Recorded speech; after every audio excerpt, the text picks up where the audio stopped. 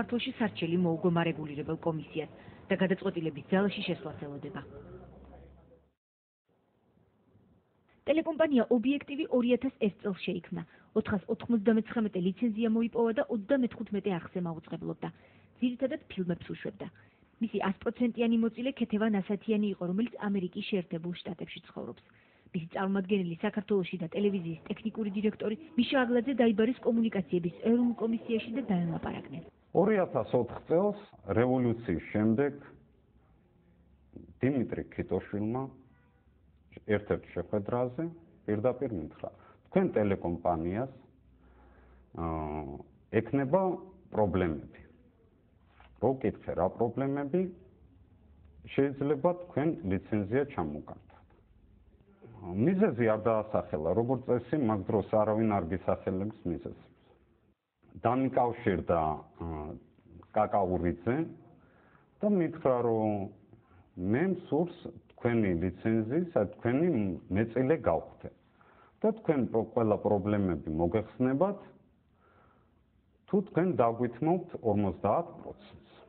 ხელშეკრულება ნოტარიუს გინტურის ოფისში გაფორმდა, რომლის მიხედვითაც ვინმე დავით კაკაურიძე 50%-ის საფასურად 10,000 ლარს გადაიხდიდა, ხოლო ყოველწლიურად ლიცენზიის გადასახადს 4,000 ლარს კომისიაში შეიტანდა. შემდეგ 2 კვირის თავზე ისევ მერეკავს და მეუბნება დავით კაკაურიძე და მეუბნება, რომ იცით რა, რაღაც არ გვაწყობსო 50%-ია. კიდევ 1% გადამფორმდესო ჩვენზე. მაშინ ჩვენ შევასრულებთ ყველა დაპირებას. კეთილი, ისევ გინტურთან ხდება 1%-ის გადაფორმება. ანუ ამის შემდეგ დავით კაკაურიძე ფლობს ტელეკომპანია ობიექტივის 51%-ს, ქეთევან ასათიანი ფლობს 59%-ს. ჩვენ დავინტერესდით დავით კაკაურიძის ვინაობით. ის პროფესიით სტომატოლოგია.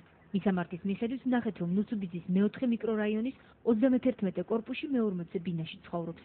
აღმოჩნდა, რომ ის დიმიტრი ქიტოშვილის კარის მეზობელია და ბავშვობის მეგობარი, რომელიც ამავე კორპუსის ამავე სადარბაზოში გაიზარდა და ცხოვრობდა 2004 წლამდე. კაკაურიძემ არაფერი არ გადაიხადა საერთოდ და ამიტომ 2007 წელს ჩვენ შევიტანეთ ქალაქ თბილისის სასამართლოში სარჩელი, რომელშიც მოვსთხოვეთ ამ წელის დაბრუნება. სარჩელი მიღებულია წარმოებაში და მიმდინარეობს მისი განხილვა. ირაკლი ოქრუაშვილის სისხლის სამართლებრივი დევნა 2007 წლის სექტემბერში დაიწყო. ამავე საკითხზე დიმიტრი ქიტოშვილსაც ასამართლებენ. მან აღიარა, რომ წილი გამოსცალა კომპანია ჯეოსელის ერთ-ერთ მესაკუთრეს. ეს მოვლენები ქართულ მასმედიაშიც ცვლილებების მიზეზი ხდება. ესე იგი, მაგ დროს კაკაურიძემ სასწრაფოდ აჩუქა ნოდარ ჭარხალაშვილს თავისი კუთვნილი 51%. 2007 წლის 13 სექტემბერს, როდესაც კაკაურიძემ ჭარხალაშვილს ჩუქებით გადასცა თავისი კუთვნილი წილი, ამ სახით ქონების გადაცემა იყო უკანონო, იმიტომ რომ წესდებით მაშინ მოქმედი წესდების თანახმად ამისაც აუცილებელი იყო 60%-ის მქონე პარტნიორის გადაწყვეტილება. ანუ შესაბამისად იმ დროისათვის კაკაურიძე იყო 51% წილის მფლობელი, ხოლო ქალბატონი ასათიანი იყო 49% წილის მფლობელი.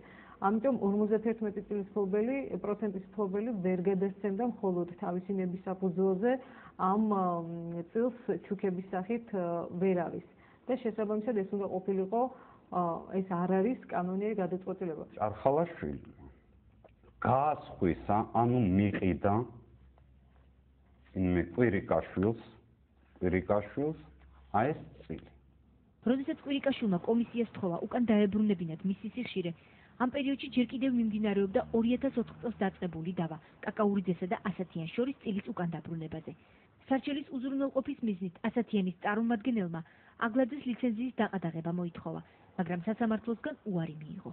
თუმცა ძალიან მნიშვნელოვანია ის გარემოება, რომ ამ ეტაპზე უკვე მარეგულებელ კომისიაში წარმოება მიდიოდა ლიცენზიის გაუქმებასთან დაკავშირებით და სწორედ 21 მარტს უკვე მიღებული იქნა ლიცენზიის გაუქმების შესახებ გადაწყვეტილება და რატომ არ მიიჩნია სასამართლომ ეს რეალურ გარემოებად და რეალურ ფაქტობრივ გარემოებად, რომელიც შემდგომში ამ ყველაფერს საფრთხეს შეუქმნიდა, ამასთან დაკავშირებით დამატებით ვერაფერს მოგახსენებთ. მოსამართლის ვარაუდი, რომ სიხშირეს არაფერი ემუქრება, არ გამართლდა. ვიდრე ობიექტივი წართმეული წლის დასაბრუნებლად სასამართლოში იბრძვის, მის სიხშირეს 3 წლის შემდეგ უკვე ოფიციალურად ტელეკომპანია ალანია დაეპატრონა. კაკაურიძემ ჭარხალაშვილმა კვირიკაშვილს, კვირიკაშვილმა სახელმწიფოს. რატომ დაუბრუნდა ძვრადღირებული ლიცენზია ტელევიზიის მფლობელმა თავისი ნებით სახელმწიფოს? ამ ფაქტს მიშა აგლაძე ასე ხსნის. ვინ მოუწყებლობდა 2004 წლიდან ჩვენ რომ გავასხვისებთ ეს წლები და დღეს ვინ მოუწყებლობს? ტელეკომპანია ალანია მოუწყებლობს 35 დეციმეტრულ არხს.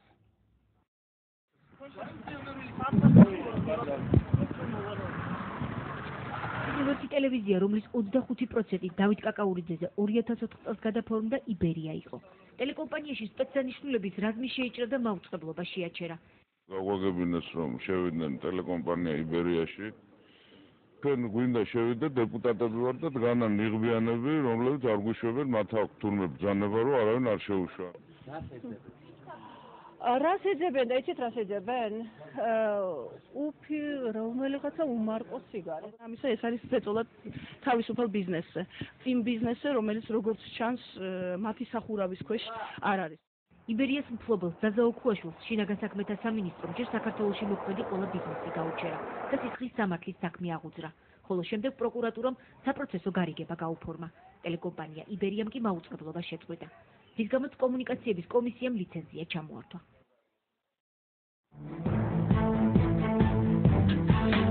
ტელეკომპანია ალანია 2005 წლიდან მაუწყებლობს ეთერში.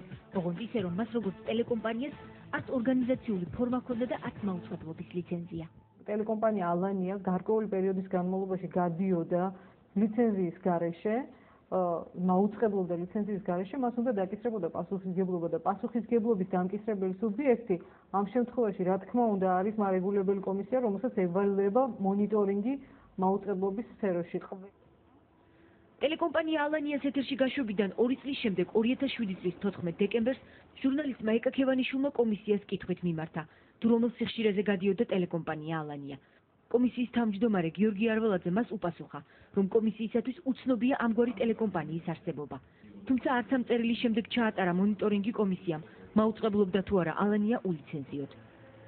ამ ტელევიზიას ბევრად უფრო ადრე კარგად იცნობდა საქართველოს პრეზიდენტი მიხეილ სააკაშვილი, რომელმაც 2007 წლის 23 თებერვალს არველაძის პასუხზე 10 თვით ადრე საკრებულოში ჟურნალისტებს განუცხადა, რომ საღამოობით ალანიას გადაცემებს უყურებს ხოლმე. პრეზიდენტ სააკაშვილის გამოსვლა პირდაპირ ეთერში გადაიცემოდა ყველა არხზე. არის ესეთი ტელევიზია ალანია, მე უყურებ ხოლმე საღამოობით. არის ესეთი და ყველაზე უყურებს ცხინვალის მოსახლეობის 95%. ეს ვიცით ყველანაირი გამოკითხვებით. და ყველაზე პოპულარულია მუსიკალური შოუ, ქვია მაშა იგოშა. და იქ აჩვენა მუსიკალურ კლიპებს, იქ საღამოობით რეკავს მოვისმინე ერთხელ დარეკაც ცხინვალობა. ალანია როგორც შეპესე 2007 წლის ივლისში დაფუძნდა, ანუ პრეზიდენტის განცხადებიდან 7 თვის შემდეგ.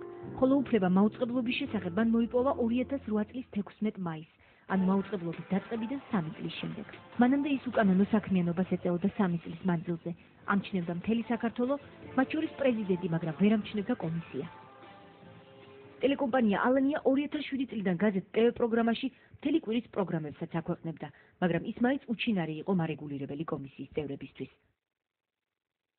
სტუდია მონიტორის კითხვაზე ჩაატარა თუ არა მონიტორინგი შესაბამისმა სამსახურმა, მათ გვიპასუხეს, რომ მონიტორინგის სამსახურის წინაშე არ დასმულა ამოცანა ტელეკომპანია ალანიას სატელევიზიო სიგნალების შემოწმების თაობაზე. აქედან გამომდინარე, არანაირი ინფორმაცია ამის თაობაზე მონაცემთა ბაზაში არ არის დაცული. ტელეკომპანია ალანიას დამფუძნებელი და 100%-იანი წილის მფლობელი რუსთავიორის ყოფილი ოპერატორი მამუკა თათოშვილია, შინაგან საქმეთა მინისტრის ვანო მერაბიშვილის თანასოფლელია. და რა თქმა უნდა, მათ უნდა გადაემოწმებინათ, ესე ჩაეტარებინათ ამის მონიტორინგი, მაგრამ რატო არ განახორციელეს, ეს კი მათი პასუხისმგებლობის საკითხია. ანუ ისინი ვალდებული არიან აბსოლუტურად გააკონტროლონ ყველაფერი, რაც ეხება მაუწყებლობას. დღეს მარეგულირებელი კომისიის სხვადასხვა დეპარტამენტების ხელმძღვანელები ტელეკომპანია ალანიასთან დაკავშირებით პასუხისმგებლობას თავიდან იცილებენ. კახი ყურაშვილი მამუკა ღლონთან საუბარში აცხადებს.